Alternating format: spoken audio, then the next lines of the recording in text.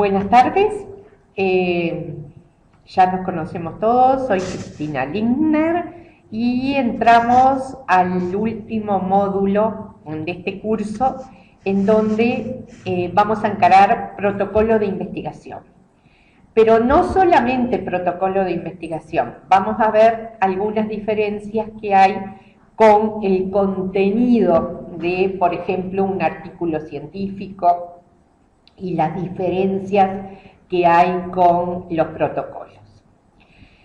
Bien, repasemos las etapas del proceso de investigación para luego entrar en protocolo.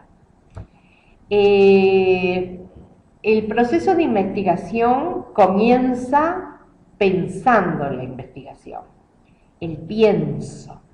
Todo aquello que vimos de la pregunta de investigación. ¿Qué es lo que quiero hacer? ¿Por qué lo quiero hacer? ¿Qué conocimientos hay de lo que quiero hacer? ¿Qué conocimiento falta? Bueno, ese pensar es precisamente, se refleja en la elaboración de un protocolo. Luego que el protocolo se hizo, se presentó y fue aceptado, comienza el momento de la ejecución, en donde hay que recolectar los datos, analizarlos y terminar en información, porque una cosa son los datos y otra los datos analizados, que nos permite sí hablar de información. Y la etapa, un componente más del proceso de investigación es la comunicación de esa investigación, ya sea mediante un informe o mediante un artículo. En Uruguay nos cuesta mucho esa última etapa. Solemos pensar y elaborar protocolos aceptables o buenos.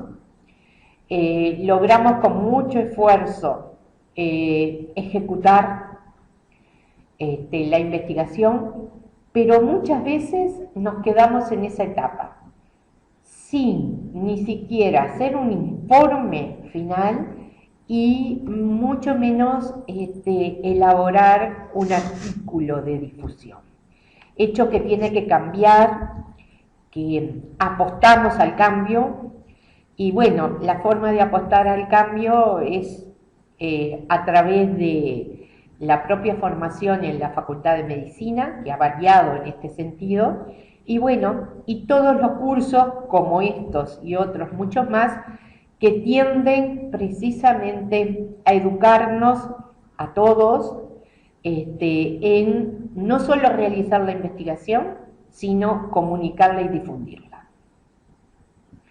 Ahora, la forma de hacer un protocolo y la forma de hacer un artículo son diferentes en sus contenidos. O sea, hay como un acuerdo internacional en que el protocolo sigue determinados pasos, mientras que el artículo, la elaboración del artículo, sigue otro paso. Comencemos por protocolo.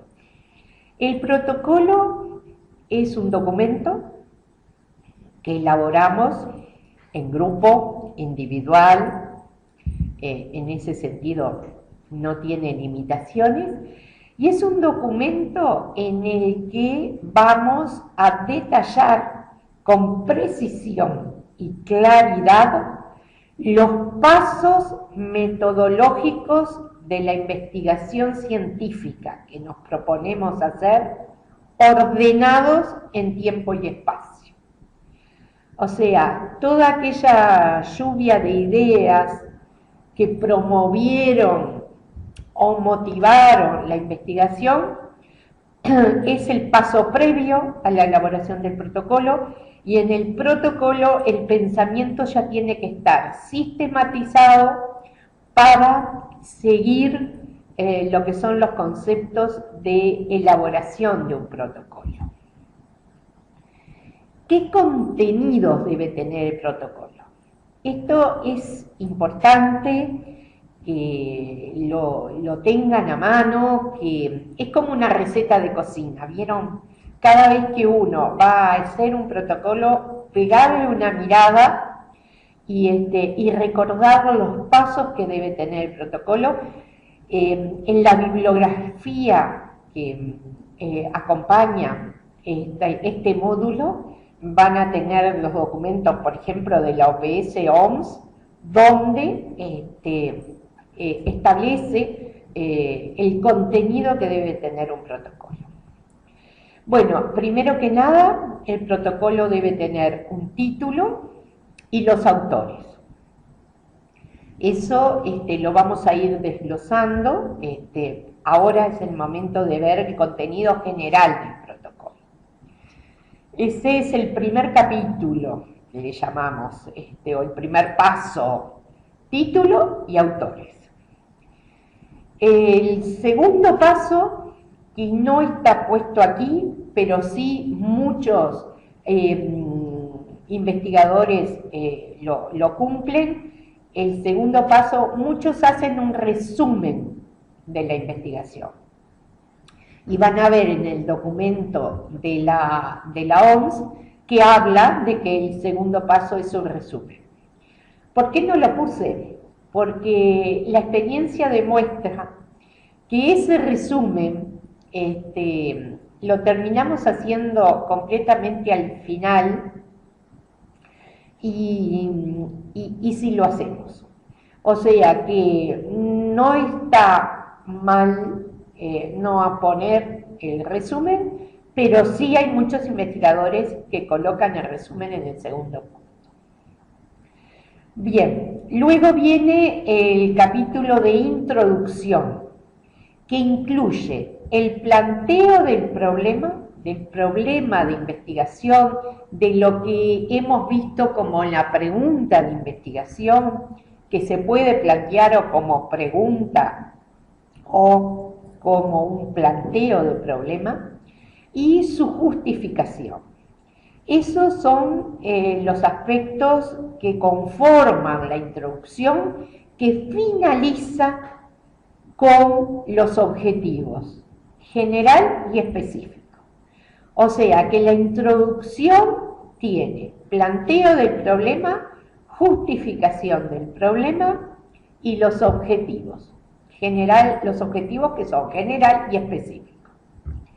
Bien, el tercero o el cuarto capítulo es el marco teórico conceptual, en donde ustedes realizan, digamos, allí todo lo que ha surgido de la búsqueda bibliográfica, lo que ha surgido del estado del conocimiento en el tema que ustedes están investigando, se plantean investigar, y ese marco teórico conceptual tiene que tener ya las citas bibliográficas referenciadas. Y en ese sentido, ustedes ya han tenido acceso a un software que ayuda mucho en esto, que es el Mendeley, que todavía no está subido, pero que está pronto para subirlo, porque Lucía cumplió con preparar un video del Mendeley, y lo van a tener. Y si no lo tienen Mendeley, lo hacen con las normas de Vancouver, que están publicadas en muchos datos, en muchos trabajos, y que nosotros mismos podemos acercarles las normas de Vancouver. Lo importante que sepan de las citas bibliográficas es que van en orden ascendente, o sea que comienza la cita 1, luego la 2, luego la 3, correspondiente a cómo está ordenada la bibliografía. Cuando una cita se repite, bueno, si se repite ustedes vuelven atrás para citar esa bibliografía, pero las citas bibliográficas son en sentido ascendente. Bien, luego viene el diseño metodológico, que es así como se llama en el protocolo, diseño epidemiológico, en donde va el tipo de estudio, que son los estudios cuya variedad ya hemos visto en este curso, la población de estudio, los criterios de inclusión, los criterios de exclusión, si esa población se estudia el universo o si es que se decide hacer una muestra. También se establecen las variables que hay que definirlas y operativizarlas. El protocolo lleva obligatoriamente las variables bien definidas y operativizadas. Es en el único documento donde se prepara esta operativización de variables y no debe faltar. Vamos a ver hoy una muestra de ello. También debe estar el plan de recolección de datos y el plan de tabulación y análisis. El siguiente paso es la descripción de los recursos humanos, materiales y financieros que se utilizarán en la investigación. Luego sigue el capítulo de factibilidad institucional y económica. ¿A qué nos referimos la factibilidad? Es bueno que institucionalmente se esté en condiciones de realizar el trabajo porque ha tenido una aprobación política, digamos, de la investigación. O sea, la investigación ha sido aceptada. Cuando me refiero a política, me refiero, por supuesto que no a política partidaria, sino a políticas de investigación de la institución en donde ustedes la están planteando. Y también la factibilidad económica de hacerlo. El siguiente capítulo son las consideraciones éticas, que en este sentido se tiene que mencionar que fue aprobado por el Comité de Ética. Hay veces en que el Comité de Ética pide primero el protocolo para aprobar o para analizar y ver la aprobación de ese protocolo. Otras veces no. Siempre que sucede así, que el Comité de Ética quiere el protocolo aprobado por la institución, bueno, eso se otorga y se establece que ese aval institucional está sujeto a la decisión del Comité de Ética.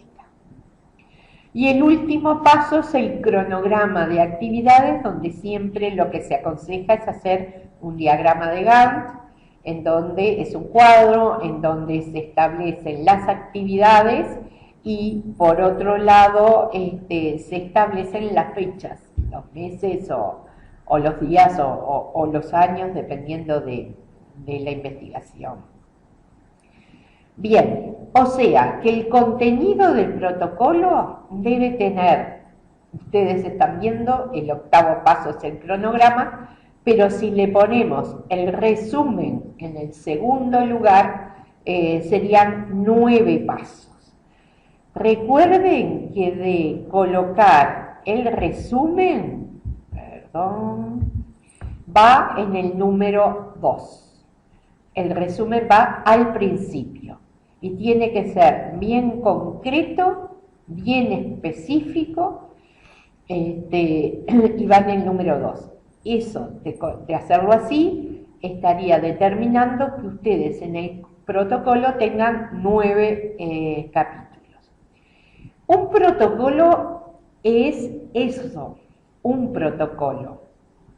O sea que no debe ser muy extenso. Normalmente se dice que los protocolos no deberían tener entre 5 y 10 carillas y no más, porque lo que se busca es que sea concreto, preciso y claro para quien lo tiene que avalar o evaluar, tengan la claridad necesaria para cumplir esa actividad.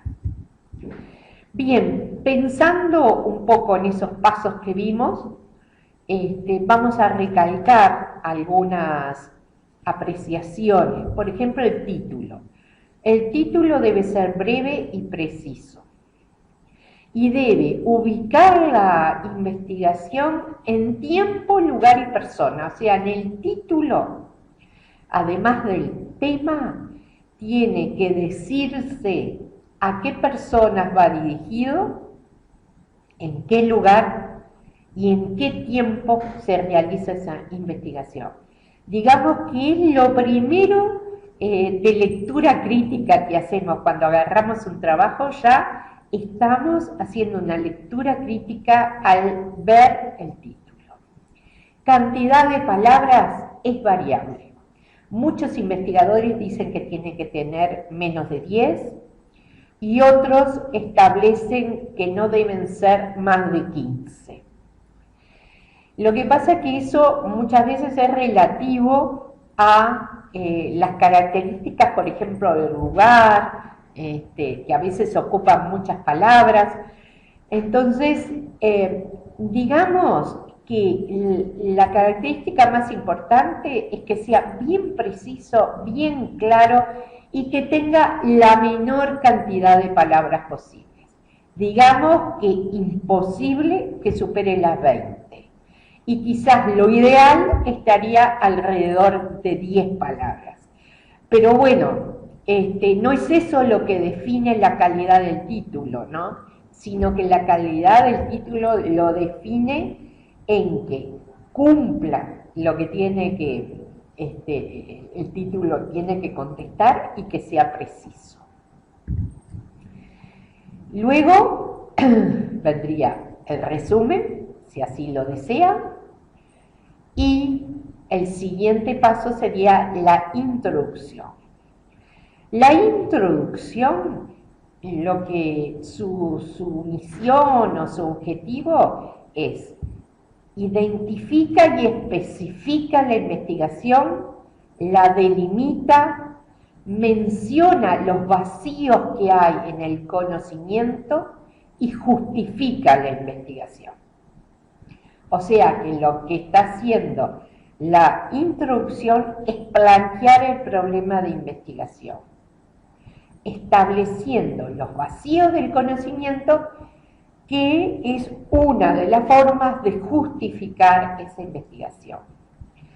Y un concepto de lo que es un problema de investigación, bueno, el problema existe cuando somos conscientes de que en el conocimiento de la realidad percibimos un vacío o alguna dificultad que nos demanda o que nos identifica la necesidad de una respuesta para resolver ese vacío. Así conceptualizamos el problema de investigación.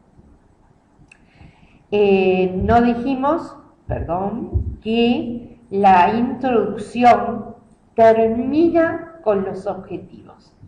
O sea, los objetivos es la última parte de la introducción. ¿De acuerdo? Se ubican generalmente en la introducción. Pasando a los objetivos.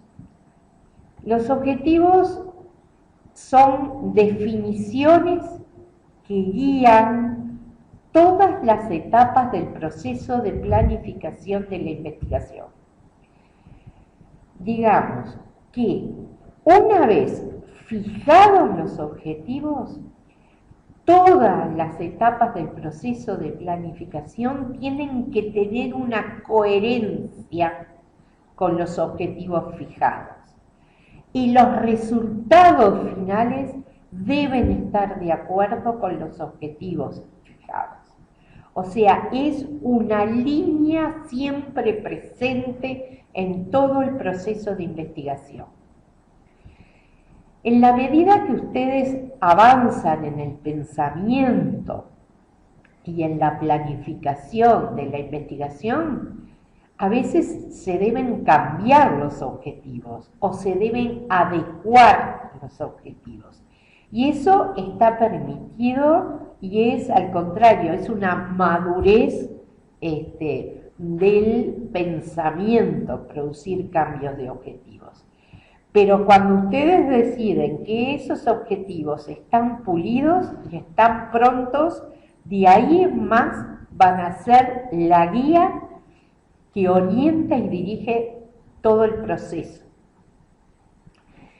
Otra forma de conceptualizar los objetivos es decir que son elementos intermediarios entre el problema y la posibilidad de observar y medir la realidad. Además, delimita el alcance del problema de estudio.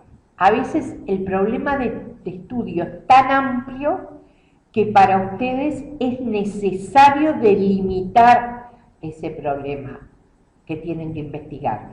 Y lo delimitan estableciendo objetivo general, que no tiene por qué ser uno, puede ser más de uno o dos o tres objetivos generales, y luego los objetivos específicos, que lo que hacen es permitir el cumplimiento del objetivo general. Generalmente, cada objetivo general tiene 2 o 3 objetivos específicos, porque ese objetivo general amplio, ustedes lo delimitan o lo plantean fraccionándolo para permitir cumplir el objetivo general. Hay que ser muy concreto a la hora de establecer los objetivos. Si bien puede haber, por supuesto, más de un objetivo general, no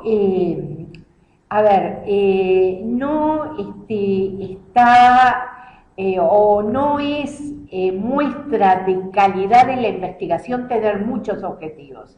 Al contrario, la calidad está en saber delimitar los objetivos, establecer 1 o 2 objetivos generales y 2 o 3 objetivos específicos por cada objetivo general. Muy bien, habíamos dicho que los objetivos están en el protocolo al final del capítulo de introducción. Bien, luego viene el marco teórico conceptual, que es así como nosotros lo manejamos en medicina. Otras ramas del conocimiento son mucho más exigentes en los marcos, no juntan marco teórico conceptual, sino que, por ejemplo, las ciencias sociales tienen y utilizan los marcos referenciales, marcos teóricos y marcos conceptuales, porque generalmente hay diferentes teorías en donde la investigación debe mostrar el conocimiento de esas diferentes teorías.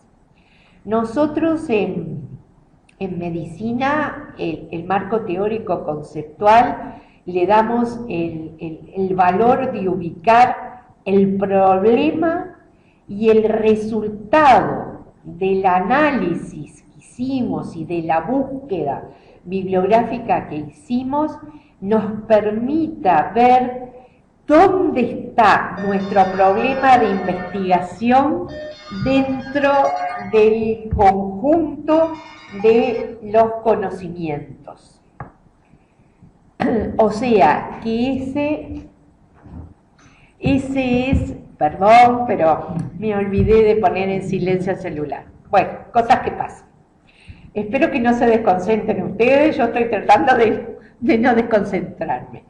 Lo que estábamos diciendo es que el marco teórico conceptual que elaboramos en base a la búsqueda bibliográfica nos permite conocer el estado del conocimiento hasta este momento y nos permite justificar nuestra investigación en el sentido de o que la información que hay no es completa o no está actualizada o hay vacíos de esa información, de ese conocimiento que no nos permite contestar las dudas que nosotros tenemos.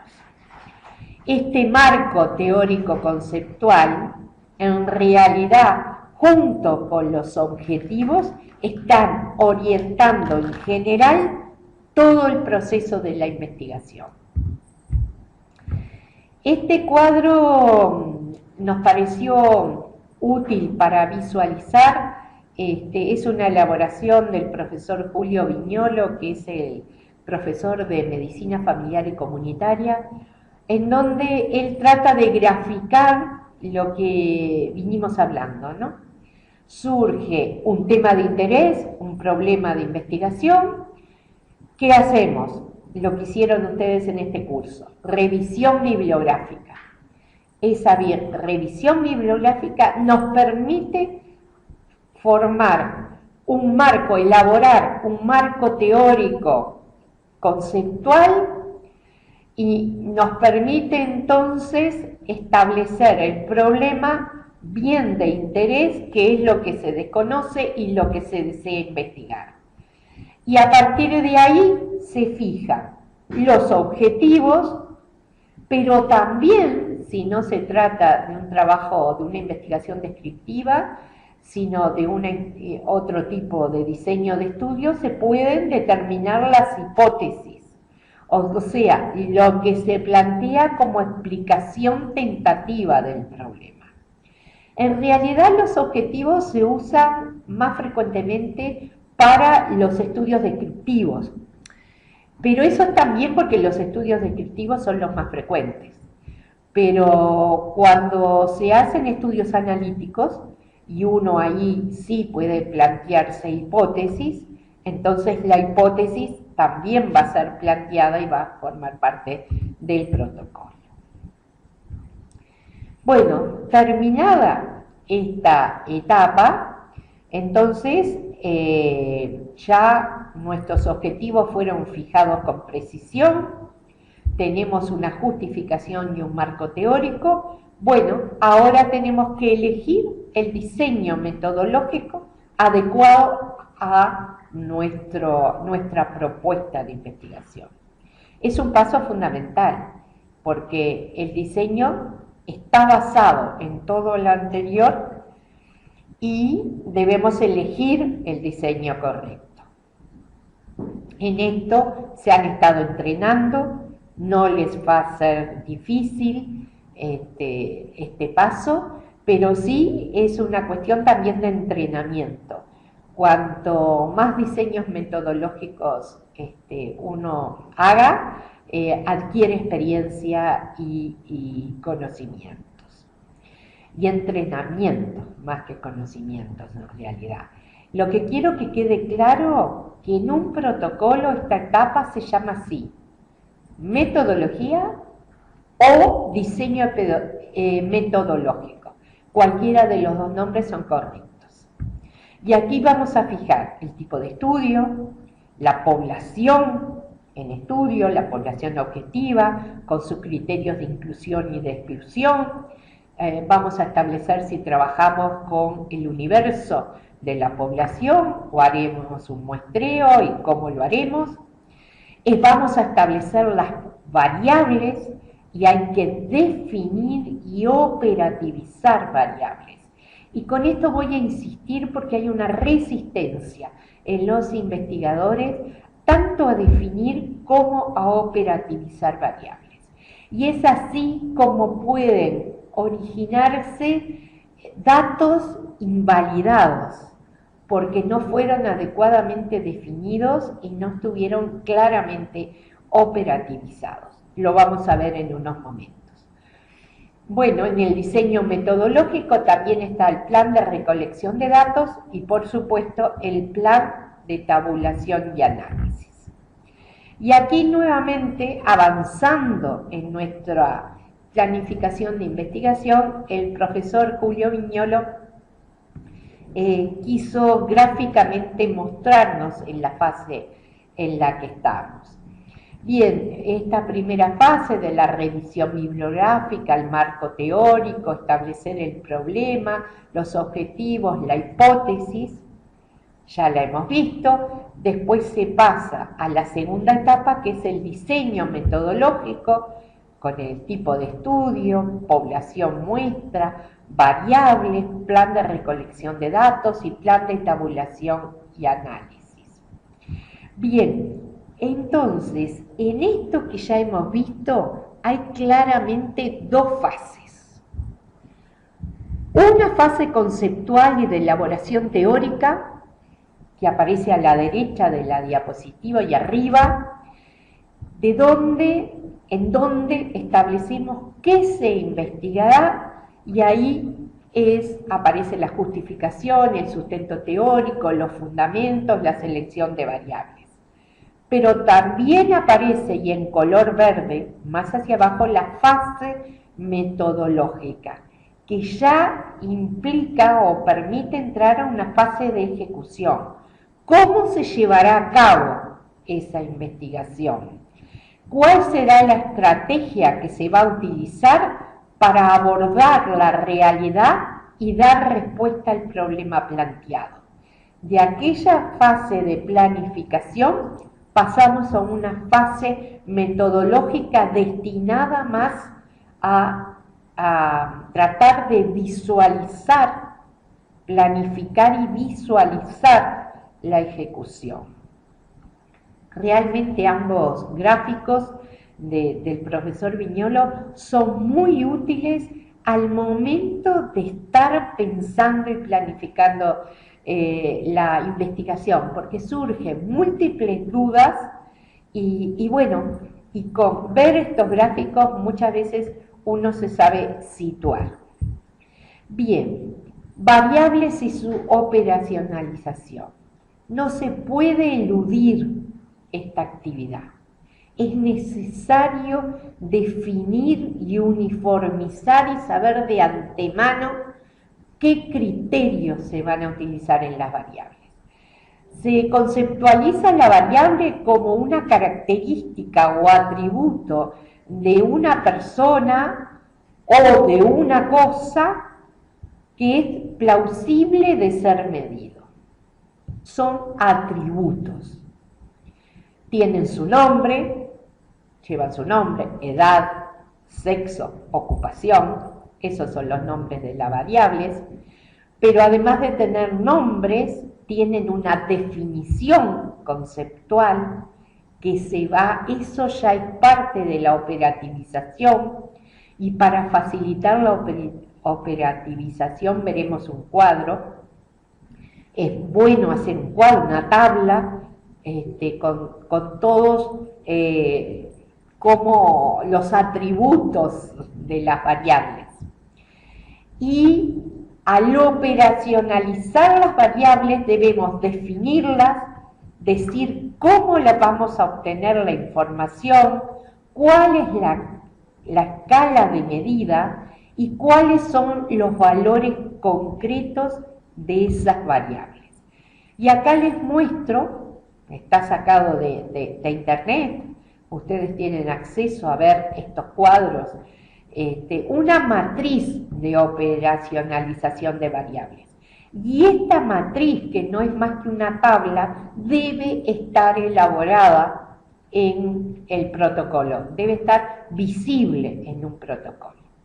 Y acá tienen, por ejemplo, la variable edad, que ese es su nombre, qué tipo de variable es, cuantitativa, cuál es la escala de medida, el intervalo, cuál es el indicador, los años cumplidos.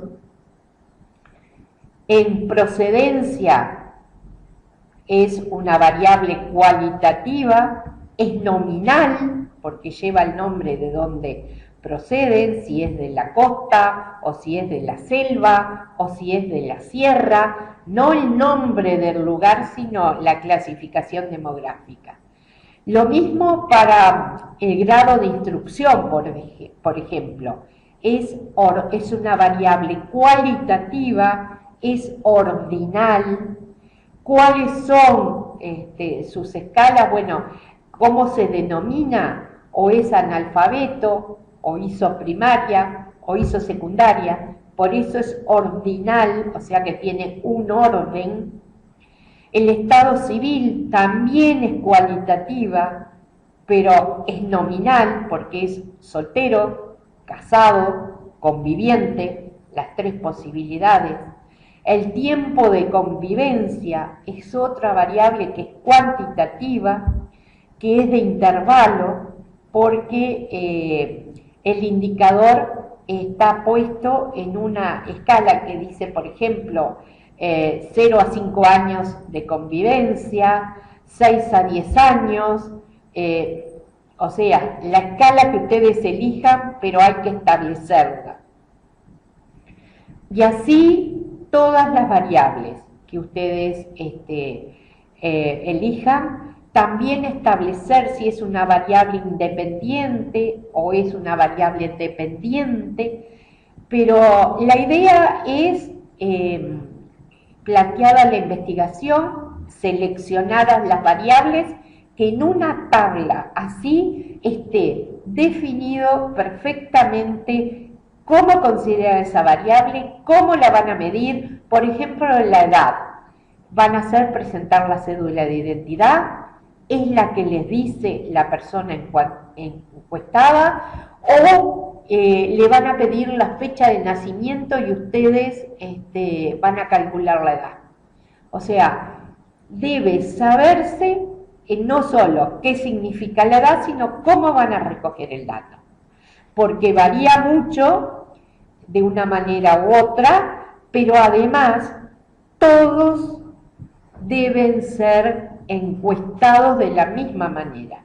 No pueden poner en uno lo que dice el usuario, en otro investigador le pide la cédula, otro fija la fecha de nacimiento. No, es una única manera la que ustedes decidan, el equipo de investigadores decida, y eso debe estar expresamente puesto en el protocolo.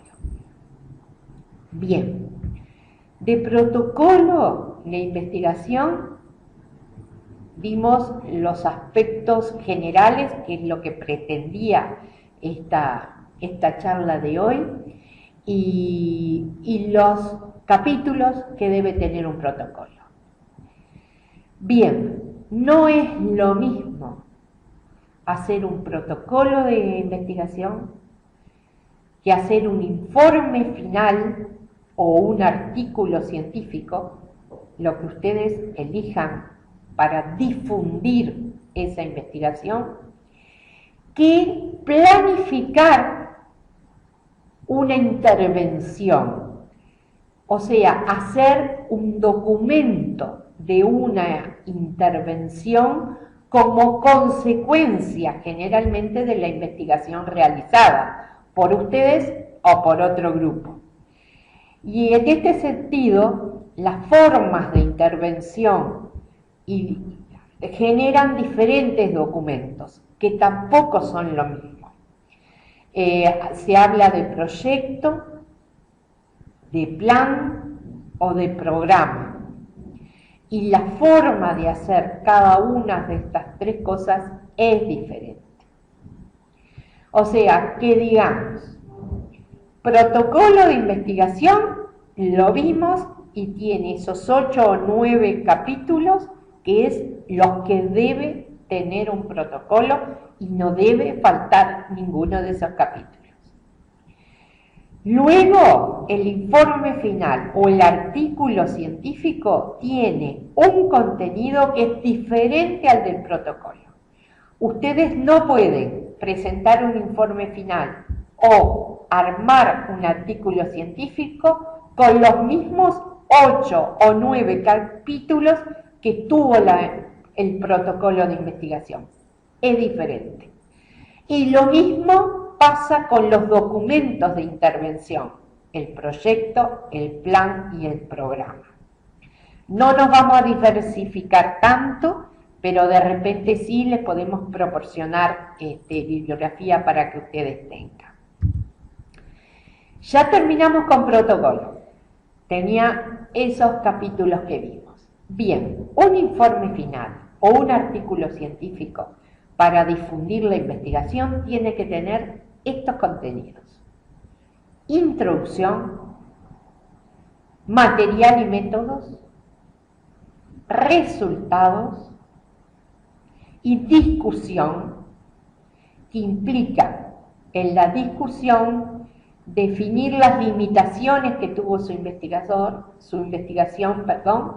así como las conclusiones con que finaliza la investigación. A veces incluso se agregan recomendaciones. Cuando se trata muchas veces de problemas agudos de brotes o de infecciones, está recomendado, valga la redundancia, agregar recomendaciones en esta parte. Y la bibliografía, que no falta nunca, ¿no? Que debe ser siempre, como les decía, a través de las normas de Vancouver. Bueno, que si manejan el software del Mendeley es más fácil, después que logran organizar su Mendeley, o que, bueno, se realiza a mano, pero ojo, estamos en la época cada vez más de ir utilizando bases de datos, softwares, o sea que hay que hacer el esfuerzo de empezar a utilizar lo que la tecnología nos ofrece.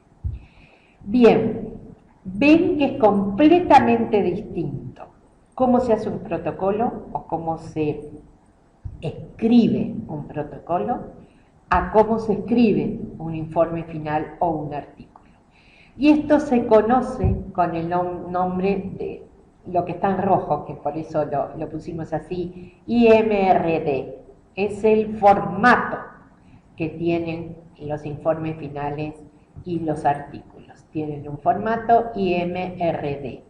Y de eso también le vamos a dar bibliografía para que ustedes la tengan como una Biblia. En el momento en que la necesiten, la tengan disponible.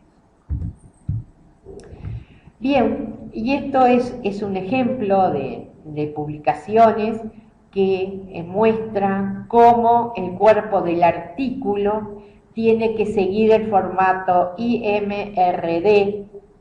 Hay una I ahí, porque no sé por qué le pusieron I discusión, pero el formato IMRD guía la elaboración del artículo a partir de 4 preguntas. ¿Cuál es el problema? ¿Qué es lo que ustedes van a colocar en introducción? ¿Cómo se estudió el problema? Y acá va como métodos y materiales. Vieron que ya no se habla de diseño metodológico ni de metodología. Eso es del protocolo. Del artículo es métodos y materiales, donde definen claramente todo lo que hicieron y que utilizaron como instrumentos para la recolección de datos y para el análisis de esos datos. ¿Qué se encontró? Que corresponde a resultados. ¿Y qué significan los hallazgos? Que es la discusión a la que acompañan conclusiones y recomendaciones. Vieron que esto está hecho por el Comité Internacional de Editores de Revistas Médicas, y es lo que se acepta como cuerpo de un artículo o de un informe. Ven que acá no está la operacionalización de variables, que tanta importancia le damos en el protocolo, porque eso es necesario para recoger los datos. Cuando ustedes hacen un informe o elaboran un artículo, eso ya pasó, ustedes ya lo realizaron. y como antecedente tienen el protocolo que usaron para hacer la investigación. Esto ya es informe final o artículo científico y debe tener este cuerpo. Bueno, y hasta aquí llegamos. Yo les decía que a partir de una investigación, de un artículo, el paso que sigue es documentos de intervención, ¿verdad? Porque uno hace una investigación con fines de responder a una pregunta de la realidad y tratar o de modificarla o de mejorarla. Y para eso es que se plantean las intervenciones. Y bueno, nos quedará pendiente el hacer cómo se hace un proyecto, cómo se hace un plan, cómo se hace un programa. Trataremos de colocar algo en la bibliografía y si no, quedará para un curso más avanzado. Si en este curso pueden manejar la elaboración de protocolos y podemos empoderarlos de que luego de realizada la investigación es necesario hacer un informe o publicar un artículo, tenemos el curso ganado. La promoción para los científicos uruguayos de promover y fortalecer no solo la investigación, sino la publicación de la investigación es realmente un objetivo final de muchos de estos cursos que hacemos para lograr mayores publicaciones uruguayas. Bueno, esperemos que le haya sido de utilidad y a utilizar esto cuando así lo necesiten. Buenas tardes.